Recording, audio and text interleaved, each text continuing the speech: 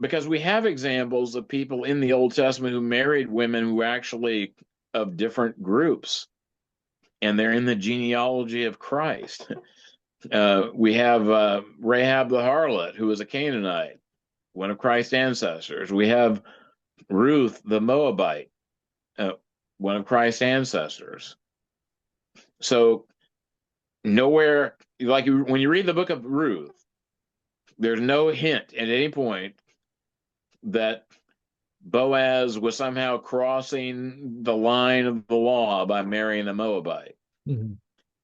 because she embraced the Israelite faith before they got married. She said to her mother-in-law, who was, she was married to Naomi's, one of Naomi's sons, while they were in in Moab, because there was a famine in the land. And she said, "Your God will be my God, and your people will be my people." So she basically she converted. Right. And so Boaz thought of her as a righteous woman. And the whole book of Ruth is about how he winds up marrying her. And this is a beautiful story.